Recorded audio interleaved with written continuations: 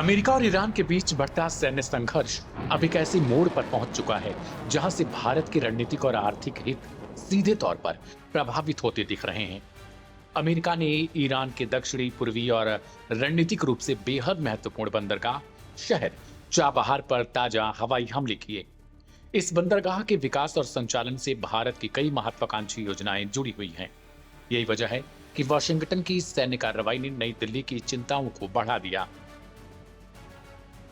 हालांकि इस हमले से बुनियादी ढांचे को कितना नुकसान पहुंचा, इसकी वास्तविक स्थिति अभी पूरी तरह स्पष्ट नहीं हो पाई।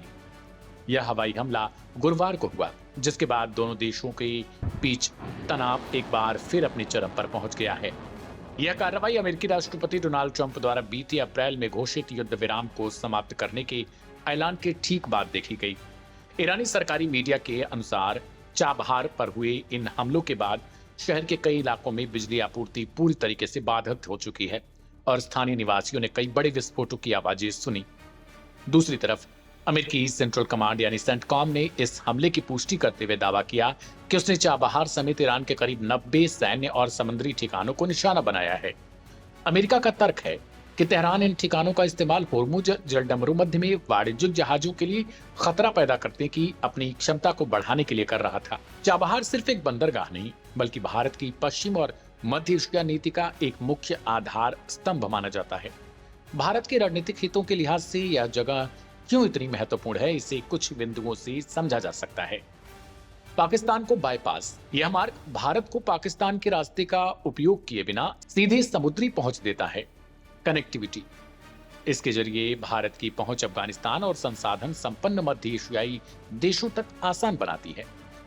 व्यापार और मानवीय सहायता के लिहाज से देखें तो इसी रास्ते से भारत और क्षेत्रीय व्यापार और मानवीय सहायता को संचालित करता रहा है। यही कारण है कि इस पोर्ट को पहुंचने वाली कोई भी बड़ी क्षति सीधे तौर पर भारत को लॉजिस्टिक्स योजनाओं और क्षेत्रीय व्यापारिक गतिविधियों को प्रभावित कर सकती है। इस अप्रत्याशित घटनाक्रम के बाद भारत सरकार की ओर से स्थिति पर लगातार बेहद बारीकी से नजर रखी जा रही है। सूत्रों का कहना है कि मौके पर विस्तृत जमीनी जांच और स्थानीय स्तर पर मिलने वाली निरीक्षण रिपोर्ट के बाद ही यह स्पष्ट हो सकेगा कि पोर्ट का दैनिक संचालन किस हद तक प्रभावित हुआ। अंतर्राष्ट्रीय मामलों के जानकारों का मानना है कि यदि अमेरिकी हमलों में चाबहार के मुख्य बुनियादी ढांचे को व्यापक नुकसान पहुंचा तो भारत को अपनी मध्य एशिया नीति की प्राथमिकताओं और निवेश की सुरक्षा को लेकर नए सिरे से विचार करना पड़ सकता है। आने वाले दिनों में यह देखना महत्वपूर्ण होगा कि क्या नई दिल्ली इस मुद्दे पर वाशिंगटन और तेहरान के साथ अपने कूटनीतिक चैनलों के जरिए किसी प्रकार का संतुलन बनाने में सफल हो पाता है या फिर नहीं।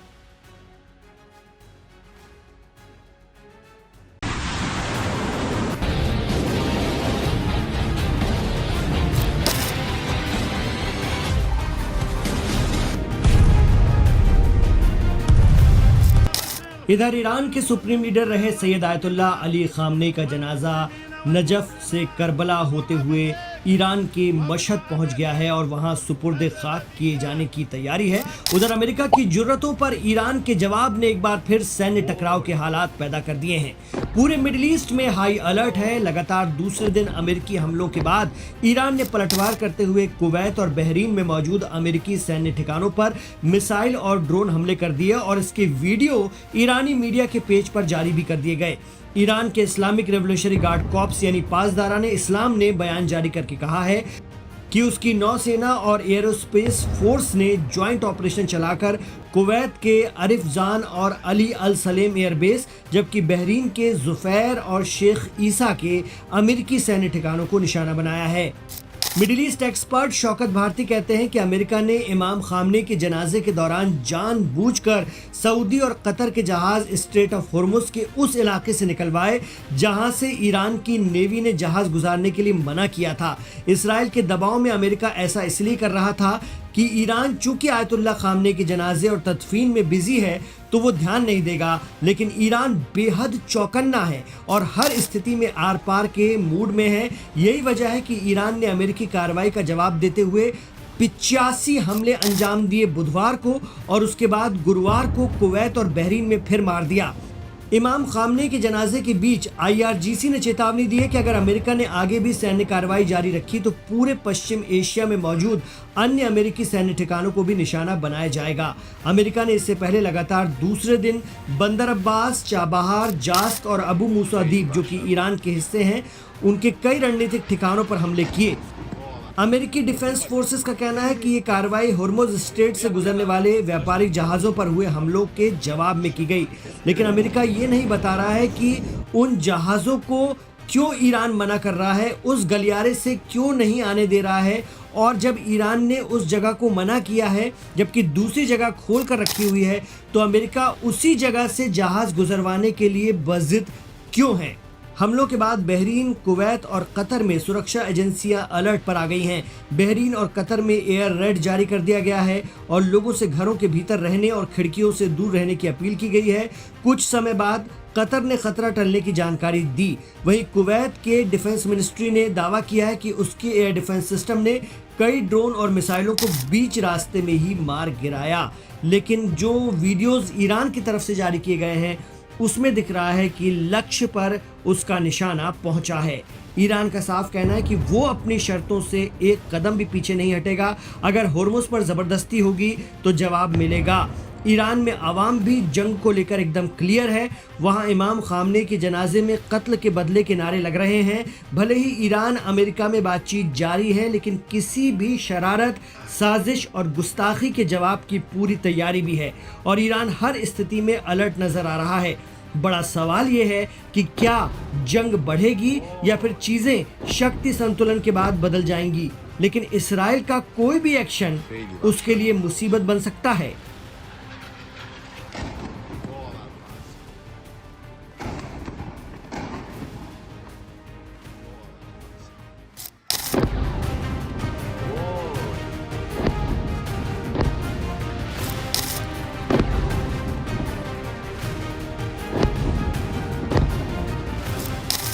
स्ट्रेट ऑफ हॉर्मुज़ में तनाव कम होने का नाम नहीं ले रहा है।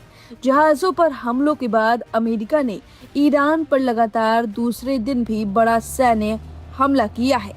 एक बार फिर ईरान के दक्षिणी हिस्सों में धमाकों की गूंज सुनाई दी, जबकि राष्ट्रपति डोनाल्ड ट्रंप ने तेहरान को खुली चेतावनी देते हुए कहा कि अगर ईरान नहीं रुका तो अगला जवाब पहले से कहीं ज्यादा विनाशकारी होगा।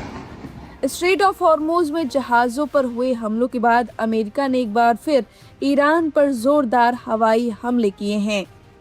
लगातार दूसरे दिन अमेरिकी लड़ाकू विमानों और मिसाइलों ने ईरान के सैन्य ठिकानों और बंदरगाहों को निशाना बनाया। इन हमलों के बाद दक्षिणी ईरान के रणनीतिक शहर बंदर अब्बास और सिरीक में फिर से कई धमाकों की आवाजें सुनाई दी। ईरानी सरकारी मीडिया ने भी इन विस्फोटों की पुष्टि की है। अमेरिकी सेंट्रल कमांड ने कहा कि राष्ट्रपति डोनाल्ड ट्रंप के निर्देश पर यह कार्रवाई स्ट्रेट ऑफ हॉर्मुज़ में जहाज़ों की आवाजाही की सुरक्षा सुनिश्चित करने और ईरान की हमले की क्षमता को खत्म करने के लिए की गई है।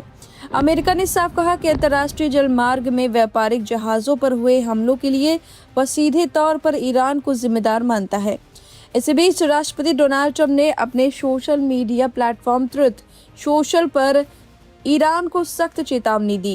डोनाल्ड ट्रंप ने लिखा, यह हमला जहाज़ों पर हुए हमले का जवाब है और अगर ईरान ने अपनी हरकतें नहीं रोकी तो इसका अंजाम बेहद गंभीर होगा।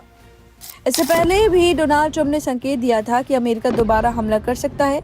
अब दूसरे दिन की बमबारी के बाद उन्होंने फिर कहा है कि अगर ईरान पीछे नहीं हटा तो अमेरिका उसके अहम बिजली संयंत्रों, पानी साफ करने वाले प्लांटों और तेल उत्पादन के सबसे बड़े केंद्र खार द्वीप को भी निशाना बना सकता है और या उस पर कब्जा करने जैसी कार्रवाई कर सकता है।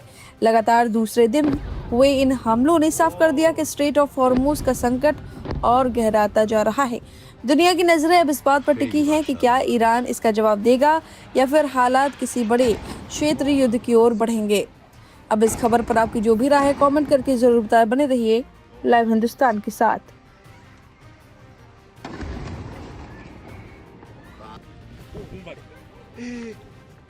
Tschüss, wir, صداش میاد.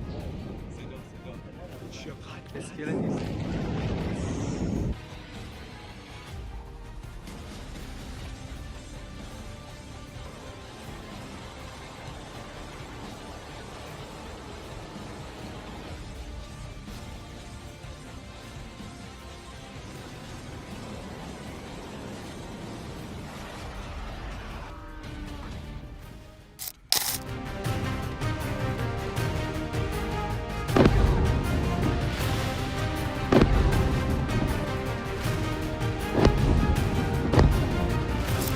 ईरान और अमेरिका के बीच एक बार फिर से तनाव तेज हो गया है और युद्ध विराम टूटने की कगार पर पहुंच गया है।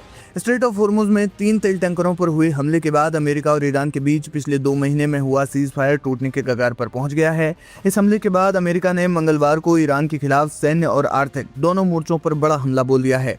एक तरफ जहां अमेरिकी सेना ने ईरान के कई ठिकानों पर हवाई हमले किए, वहीं दूसरी तरफ डोनाल्ड ट्रंप की सरकार ने ईरान को अंतर्राष्ट्रीय बाजार में तेल बेचने की दी गई ढील को भी तत्काल प्रभाव से रद्द कर दिया है। इस घोषणा के बाद कच्चे तेल की कीमतों में 3% से ज्यादा उछाल देखा गया है।